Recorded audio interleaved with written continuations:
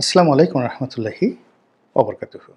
সম্মানিত দর্শক, বাংলাদেশের রাজনীতিতে আবার মিস্টার পিটার ডি হাস রীতিমতো তোলপাড় শুরু করেছেন।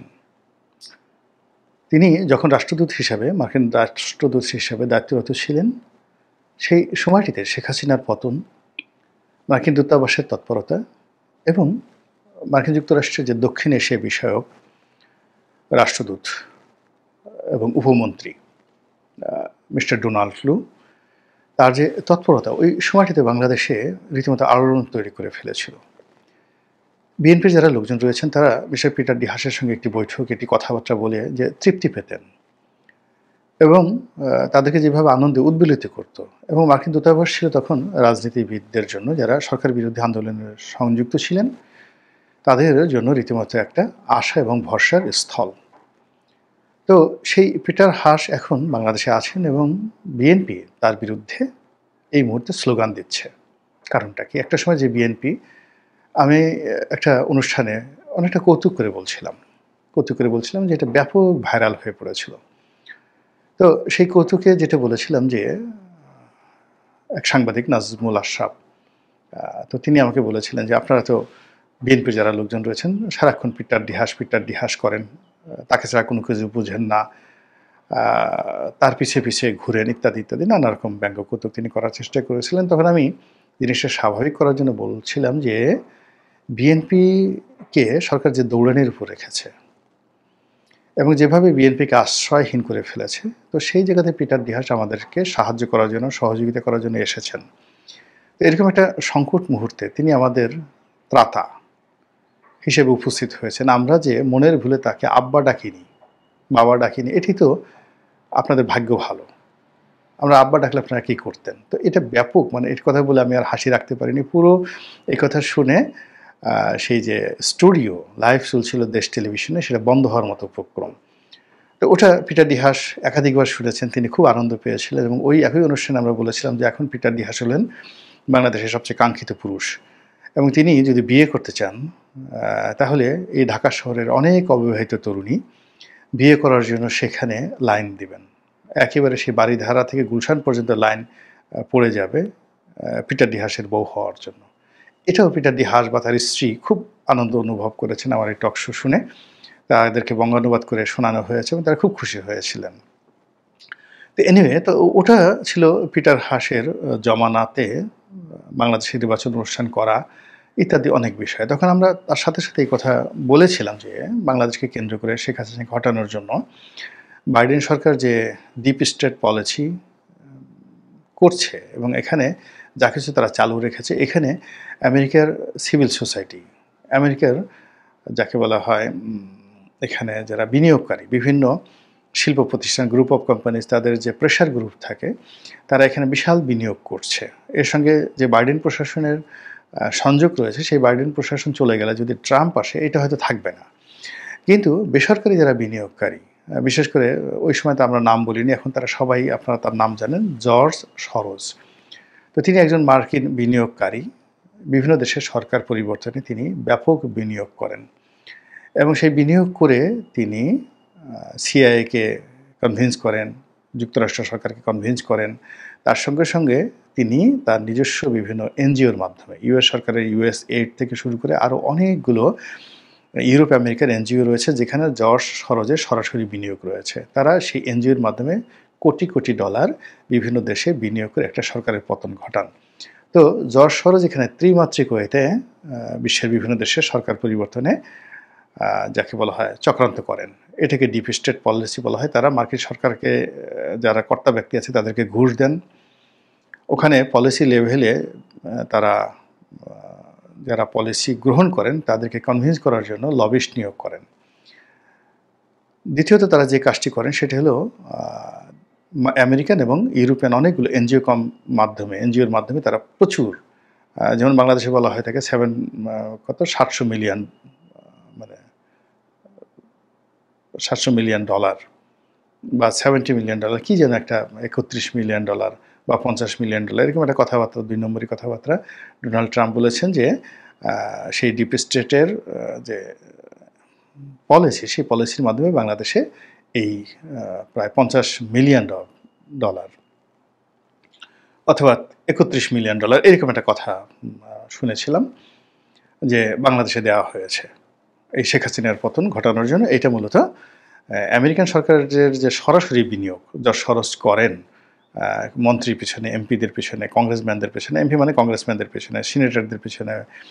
তো এটার বাইরে গিয়ে যাকে বলা হয় যে এনজিও তাদের মাধ্যমে। আর একটা হলো একেবারে সরাসরি এখানে বিনিয়োগ করেন যশ সরোজ তার অফিস স্টাফদের মাধ্যমে বিভিন্ন দেশে গিয়ে সরাসরি নিজেরা এজেন্ট নিয়োগ করেন, অস্ত্র দেন, টাকা দেন, মাদক দেন, বিভিন্ন দিয়ে ওই দেশের পরিস্থিতিটিকে একটা বিপ্লবের জন্য বা একটা সরকার পরিবর্তনের জন্য উপযুক্ত করে তোলেন। তো সেই অর্থে আমরা তখন বলেছিলাম যে এখানে জো বাইডেন সরকার চলে যাওয়ার পরও জর্জ সরোজকে থামানো যাবে না। তিনি এনজিওর মাধ্যমে, প্রাইভেট কোম্পানিগুলোর মাধ্যমে এবং তার নিজের বিনিয়োগের মাধ্যমে বাংলাদেশে যে তৎপরতা, এই তৎপরতা তিনি চালাবেন। তো সেটা দেখা গেল যে 2024 সালে নির্বাচন হয়ে যাওয়ার পরে ফার্স্ট পার্ট সরকারের যে ডিপ স্টেটের যে ফার্স্ট পার্ট এরা বলতে গেলে আত্মসমর্পণ করলেন। ডোনাল্ড লু থাকলেন সেখানে, কিন্তু পিটার ডি হাস আত্মসমর্পণ করলেন। কিন্তু ডোনাল্ড লু আরও আপার লেভেলের যাকে বলে খেলোয়াড় ছিলেন, যেটা পিটার ডি হাস বুঝতে পারেনি। পিটার ডি হাসকে এখান থেকে সরিয়ে দেওয়া হলো, নতুন চার্জ ডে অ্যাফেয়ার্স নিয়োগ দেওয়া হলো এবং পিটার ডি হাস বাংলাদেশ থেকে বিদায় নিয়ে আমেরিকাতে চলে গেলেন। পরবর্তীতে যখন শেখ হাসিনার সরকার নির্বাচন হয়ে গেল, তখন ডোনাল্ড লু ওখানে বসে ডিপ স্টেটের যে দ্বিতীয় স্তর এটি চালু করলেন উইদাউট পিটার ডি হাস। কিন্তু পরবর্তীতে যখন ডোনাল্ড ট্রাম্প সরকার ক্ষমতা আসলো, তখন সরকারের পক্ষ থেকে ডিপ স্টেটের যে অংশটি প্রমোট করা হচ্ছিল সেই অংশটি বাদ হয়ে যায় এবং সেখানে পিটার ডি হাস তো আগেই বাদ পড়েছিলেন, ডোনাল্ড লুকেও বাদ দেওয়া হয়। তো ডোনাল্ড লুকে বাদ দেওয়া হওয়ার পর সরকারের অর্থাৎ মার্কিন সরকারের যে ডিপ স্টেটের বিনিয়োগ আমেরিকান সরকারের পক্ষ থেকে এবং জর্জ সরোজের পক্ষ থেকে ওটা বন্ধ হয়ে যায়। কিন্তু বেসরকারি খাতে, এনজিও খাতে তার যে বিনিয়োগ জর্জ সরোজের, এটা কিন্তু বন্ধ হয় না। এবং আমরা দেখতে পেরেছি যে ডক্টর মোহাম্মদ ইউনূস ক্ষমতা আসার পর জর্জ সরোজের ছেলে বাংলাদেশে এসেছেন এবং সরাসরি ডক্টর মোহাম্মদ ইউনূসের সঙ্গে দেখা করেছেন।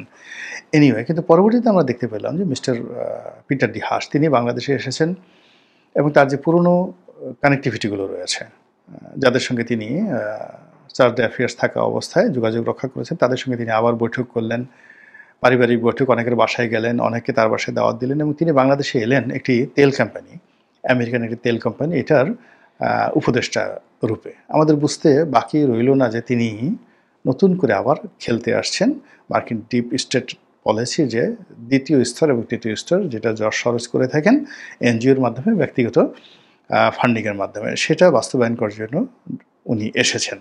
তো আমরা সন্দেহ করছিলাম তলে তলে তিনি যে কাজগুলো করছেন বা করবেন এগুলো নিয়ে, কিন্তু আমরা কোনো প্রমাণ পাচ্ছিলাম না। কিন্তু অতি সম্প্রতি যেটা দেখা গেল যে পিটার ডি হাস ঠিক আগস্ট মাসের 5 তারিখে, যেদিন ব্যাপক করে ঘটা করে সরকারের পক্ষ থেকে জুলাই আগস্ট বিপ্লবের যে ঘোষণাপত্র এটি করা হবে এবং ঢাকাতে ব্যাপক আয়োজন করা হচ্ছে এই অনুষ্ঠানটিকে উদযাপন করার জন্য, জুলাই আগস্ট বিপ্লবের 1 বছর বর্ষপূর্তি।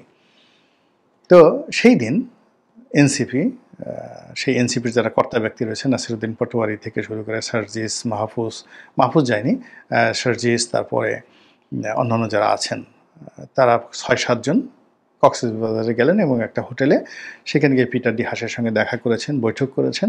এরকম একটা খবর চাউর হয়ে গেল। সত্য মিথ্যা নিয়ে এখন তর্ক বিতর্ক হচ্ছে, কিন্তু এরকম একটা খবর চাউর হয়ে গেল। এবং এটাকে প্রোটেক্ট দেওয়ার জন্য সেই তারা যে হোটেলে ছিলেন রয়্যাল টিউলিপ, সেই হোটেলের বাইরে বিএনপির নেতাকর্মীরা বিক্ষোভ মিছিল করতেছিল। আজকে আমি ভিডিওটি করছি 7 তারিখে, আগস্ট মাসের 7 তারিখে। এখন তারা কি ঢাকায় এসেছেন, ওখানে বিএনপির নেতারা কি করেছেন না করেছেন, এরকম আপডেট খবর আজকের দিন পর্যন্ত আমার কাছে নেই। কিন্তু ওই যে গতকালের খবর, 5 তারিখের যে খবর, সেই খবর যেটা হয়েছে সেটা হলো বাংলাদেশের রাজনীতিতে এখনও নাক গলাচ্ছেন পিটার ডি হাস। এবং পিটার ডি হাস যদি নাক গলান, সঙ্গতি করেন তার সঙ্গে জর্জ সরোজ রয়েছে, তার সঙ্গে মার্কিন ডিপ স্টেট পলিসি রয়েছে এবং সেই পলিসির প্রেক্ষাপটে এই যে বক্তব্যটি আসছে সামনে। এবং পিটার ডি হাসের যে মানে তেল রয়েছে, তেল মানে তিনি একটা তেল কোম্পানির প্রধান রূপে এখানে এসেছেন এবং সেই কোম্পানি এই কাজটি কি শেখ হাসিনার জমানায় পেয়েছে না ইউনূসের জমানাতে পেয়েছে, দিস ইজ কোয়েশ্চেন। ২ নম্বর হলো যে এই কোম্পানিতে কেন প্রধান ব্যক্তি হিসেবে পিটার ডি হাস আসলেন? ৩ নম্বর হলো যে এই পিটার ডি হাস আবার এই সময়টাতে এনসিপির সঙ্গে কিভাবে যুক্ত হলেন? এই বিষয়গুলো কিন্তু আমাদেরকে ভাবিয়ে তুলছে আগামী নির্বাচনের সম্পর্কে। এই বিষয়গুলো আমাদেরকে ভাবিয়ে তুলেছে আগামী ৩ এর সরকারের ভবিষ্যৎ এবং বিএনপি সরকারের ভবিষ্যৎ সম্পর্কে। এর কারণ হলো আমেরিকা যেটা একবার ধরে সেটা প্রাইভেট লেভেলে ধরে এবং সরকারি লেভেলে ধরে। যাইভাবেই ধরে না কেন ওটা কিন্তু তারা একটা দফা-রফা না করে কখনো ঘরে ফিরে না।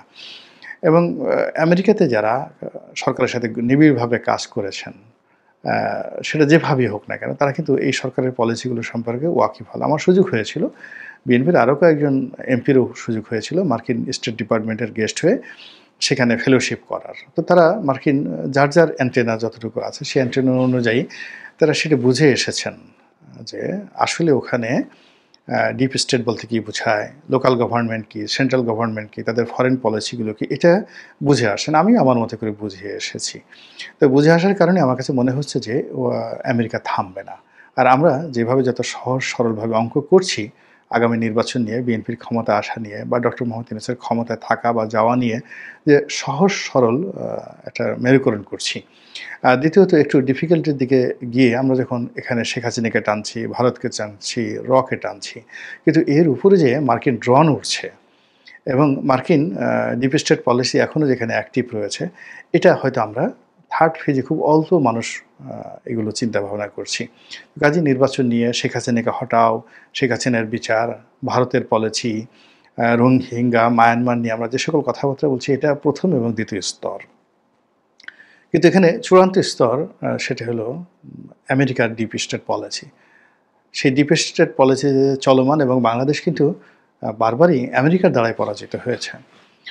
আমেরিকা সেই 1971 সন থেকে আমাদের সাথে যেভাবে খেলেছে, 1947 সনে আমাদের সঙ্গে যেভাবে খেলেছে, 1954 যেভাবে খেলেছে, আমরা সেই খেলার বাইরে যেতে পারিনি। এবং এখানে পাকিস্তান এবং আমেরিকা যুগপৎভাবে কখনো পর্দার আড়ালে থেকে, কখনো সম্মুখে এসে, কখনো বন্ধু হয়ে, কখনো আমেরিকা বন্ধু হয়েছে, কখনো পাকিস্তান বন্ধু হয়েছে, কখনো আমেরিকা শত্রু হয়েছে, পাকিস্তান শত্রু হয়েছে, কিন্তু তাদের ডিপ স্টেট পলিসি বাংলাদেশকে নিয়ে থামেনি।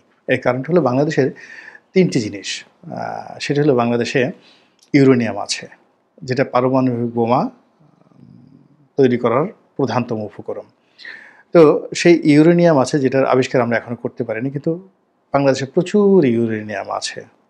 এবং আমাদের যে কক্সবাজার সমুদ্র সৈকত, সেখানে দেখবে যে এক ধরনের কালো মানিক বলা হয়, মানে কালো বালি রয়েছে। এই কালো বালি যে সমুদ্র তটে থাকে সেখানে ইউরেনিয়াম আছে, এরকম একটা খবর আমাদের দেশে প্রকাশিত হয়েছিল সেই 1987-88 সনে। এবং যে বিজ্ঞানী এটা করেছিলেন তার একটা সাক্ষাৎকার আমরা সেই চিত্রবাংলা দৈনিক খবর তখন ছাপিয়েছিলাম। আমি তখন ওখানে চাকরি করি। এরপর তো বহু সেই মানে বাংলাদেশের যে ইউরেনিয়াম আছে, এখানে বাংলাদেশের বিজ্ঞানীরা স্বাধীনতার পরপর এটা আবিষ্কার করে ফেলেছে। আমরা ওটা জানি না, এটা আমাদের দুর্বলতা। তো এটা নিয়ে যে আমি বললাম, আমি একজন সাংবাদিক হিসেবে 87 সনে খবরে চিত্রবাংলাতে একসঙ্গে ওই বিজ্ঞানীর সাক্ষাৎকার আমরা কিন্তু ছেপেছিলাম 87 সনে। তো এখন এই যদি হয় তাহলে এই বর্তমান সরকারের বা বিএনপির এই কালো বালি মানে ব্ল্যাক স্যান্ড, এটা নিয়ে ইউরেনিয়াম নিয়ে তাদের কতটা গবেষণা আছে আমি বলতে পারবো না, কিন্তু মার্কিন যুক্তরাষ্ট্র কিন্তু এটা নিয়ে গবেষণা করছে। 2 নম্বর হলো যে বাংলাদেশের তেলের উপর পুরো উপকূলীয় অঞ্চল ভাসছে, সমুদ্র সৈকত থেকে শুরু করে পুরো কোস্টাল বেল্ট, এখানে নোয়াখালী, হাতিয়া, কুতুবদিয়া, মহেশখালী, তারপর সেন্ট মার্টিন থেকে শুরু করে আমাদের বরিশাল, পটুয়াখালী, ভোলা, এই পুরো বেল্টটা তেলের উপর ভাসছে। এর মধ্যে ভোলাতে বিশাল একটা তেলের কূপ আবিষ্কৃত হয়েছে। আমাদের পটুয়াখালীর যে গলাচিপাতে, সেই গলাচিপাতে চরকাজল, সেখানে একটা বিশাল কূপ সে 2009 সনে খনন করা হবে।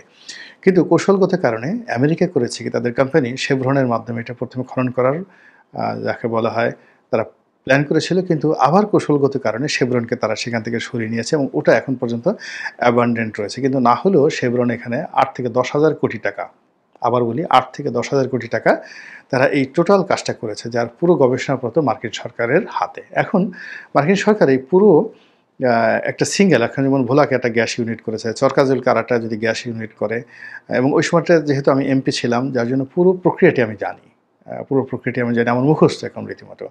তো আমেরিকা